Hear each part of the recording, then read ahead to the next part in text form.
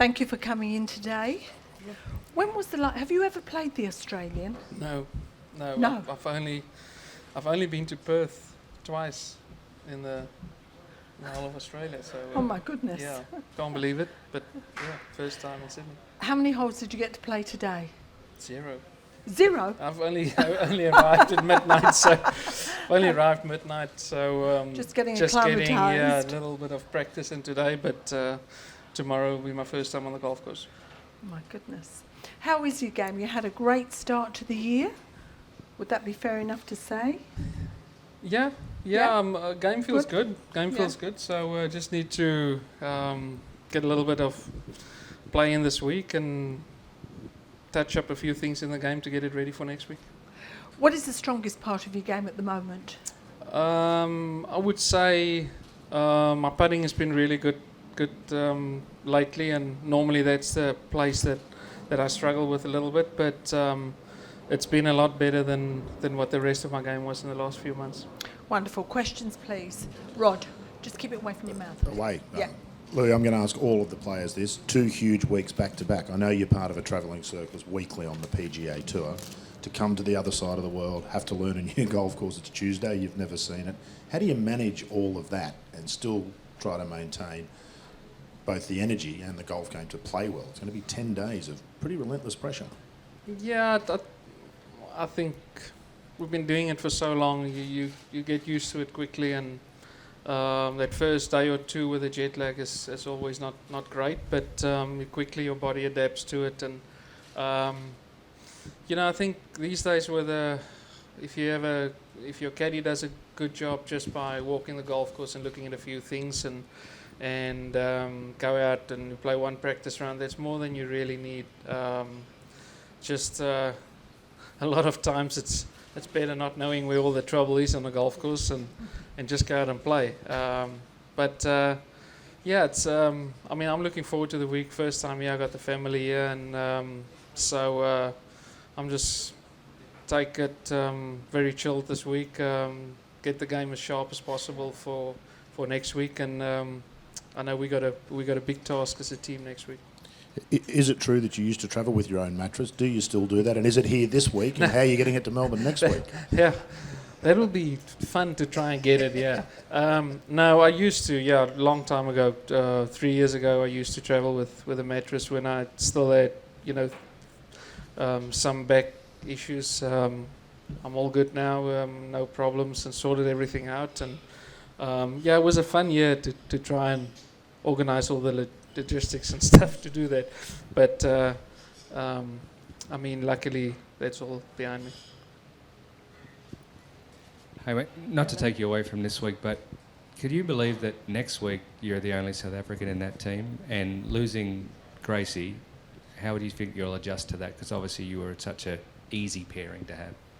Yeah, it will be strange being the only South African in the team, but I've been with Leash and Scotty in all the other teams that I've played in, so they feel just as close as what the South Africans would, feel to me like. It was unfortunate that Gracie couldn't make it. I know he was trying really hard at the end there and pushing, but the other guys just played so well. That Ernie was he couldn't. I think he wanted to pick Bracey, but he just couldn't. The other guys was just playing too good of golf, and Brandon understands that. Hopefully in 2 years' time when we play again, we have a few more South Africans in the team. And just to follow up, Ernie keeps talking about how well he knows Royal Melbourne and how he's amazing there and he has the blueprint. How much, if any, has he imparted on you guys so far, and if not, what do you expect, I guess, broadly that will be, and will it change your approach? I think we'll have a few chats this week, and I know you'll sit with us quite a bit early next week and talk about a few things on the golf course. And I think Ernie and Scotty are 2 people you're definitely going to listen to around that golf course. They got a great record, and especially Ernie around the track, they sort of figured out how to play that golf course, and I've only seen pictures. I've never played there, and I'll definitely be listening quite a bit to them and figuring out what the best way is to play the golf course. Tony. The Aussie guys we were talking to a little bit earlier, they're saying they're just desperate to beat the Americans this time. Do you feel the same? And do you think, are you guys in a WhatsApp group or something getting fired up? And or is it maybe playing for Ernie that'll get you the win? I think we all sort of feel Royal Melbourne is the place we got probably the best shot. We got a team that's really in form. We got a young side coming through. I think having an Aussie crowd behind us playing Royal Melbourne especially, I think it will be the best home course advantage we can have. So I think we got to rely a lot on that and then just go out and play and not really think too much about anything else. I mean, 2 years ago, we were absolutely, faced a brick wall with a massively strong American side and didn't stand much of a chance. And I think this year things are going to be slightly different. Just coming back to this week in the Australian Open, Gary played, obviously on the cup a lot, the Stonehaven Cup. Do you have expectations that you can win that? Is this a tournament that you looked at before and thought, okay, Gary's one that I'd like to? Honestly, no. It's never been, scheduling wise, it's in my schedule, it's always been up against a South African event, or it's a time of the year that I don't play in much golf. But knowing I was coming here and I knew Mr. Player won it before, and I just heard he won it 7 times. I didn't know that, but it'll be massive to put my name alongside him on the trophy, and any event I tee up, you try and win it. I know I'm saying I'm trying to get the game sharp for next week. That doesn't mean I'll go out and just try stupid things, but you'll definitely try and just sharpen those edges where you need to improve. But I'm ready to tee it up and see what the golf course is like and just try and win the trophy. Mark. Louis, as a very global player, would you like to see the events like the Australian Open and the South African Open have a more permanent spot on the schedule and be part of a global tour? I mean, it'll be great. Any Open of a country, it's a massive event for that country and for the Australian guys this week. I can sort of, what South African Open meant to me, winning that was one of the highlights of my career, and I can just imagine what it's the same feeling for Adam and for Cam and Leash and everyone playing here this week. So it'll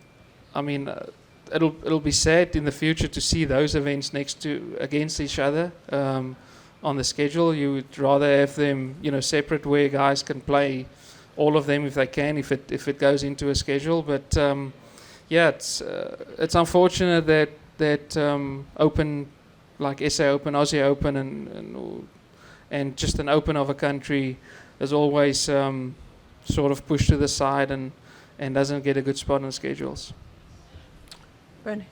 Louis, sorry, I'm coming from a Ryder Cup angle, but you play on the European Tour a lot. You know guys like Rosie and Pultz and Rory and G-Mac and Padraig. Do you find yourself watching the European Ryder Cup team? Are you impressed when they do win? And do you sort of also sometimes ask yourself, how can we translate that into the President's Cup, or is the President's Cup a completely different animal? I think President's Cup is very unique with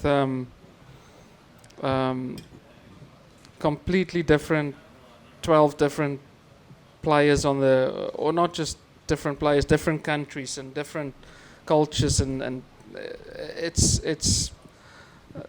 a very unique setup, the President's Cup. But everyone always say that we don't have team spirit or don't have enough. I can promise you, when Thursday comes, we're like 12 brothers in that team. We've bonded, we're ready to go, we want to win, we got the same energy and just want to get the tournament done. And by the end of the week, you're sort of sad you want it to last another week or two. And watching the Ryder Cup always is phenomenal to see those boys, how they come together, and I think the history with the Ryder Cup is a lot more in there, and that's why you always see the guys a little bit more pumped, and we need that. We need that in the President's Cup, and I think the only way to get that is if the internationals win. We need to get our name on the trophy again, and show the Americans we're here for to play. We're here to win the trophy, to win the cup, and not just show up to just have a good week.